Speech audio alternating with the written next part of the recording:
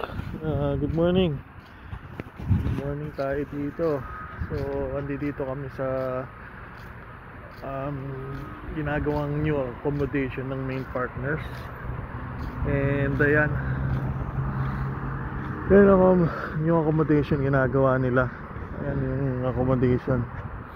Kung mapapansin yan. Yan. Actually, ewan ko lang kung kasama yon. Mukhang nasa iba na yan, ibang lugar na yan. So ito, yan, accommodation yan. Yan, accommodation. So I can say na naman, malamig.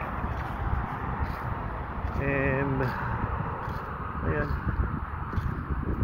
marami rin nandoon nag-aantay sa loob.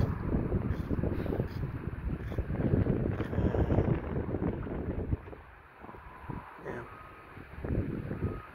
Maganda ang Poland, pero sometimes mawawala sa coordination. Yung medyo mostly busy. Mostly may holidays ang nangyayari. Tapos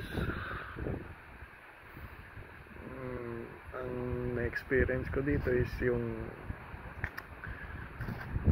yung kanyang mostly written sa mga papers, polish, nakalagay mostly less English, so you need to have Google Translate na tinitingnan, tapos nagta-translate sa cellphone mo na lang photo mo.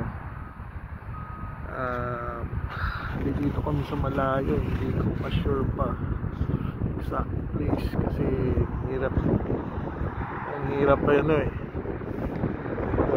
basahin talaga. Sa area kami pero malayo to sa airport. Malayo siya sa airport.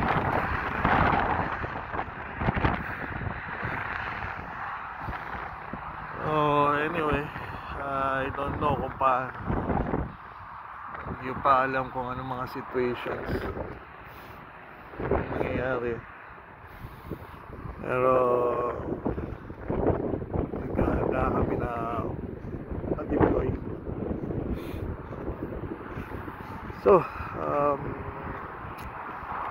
I hope na meron kayong matutunan dito.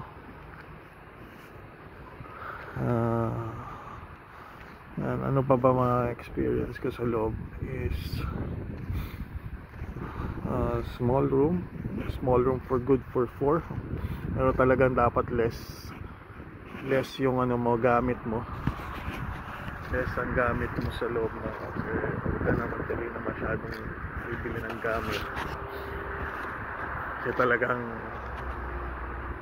actually good for 2 talaga yon in case na may mga gamit ka. Pero syempre 4 nilagay, double deck, and 2 bathrooms each for boys and girls. Yan. Isa pa is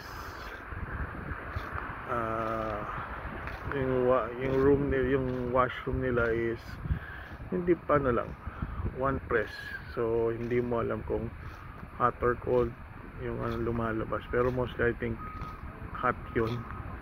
Siyempre kapag naman sumosobrang init, hindi siya yung multi-purpose na hot or cold. Then what else ang masabi ko is kitchen is big, kahalo.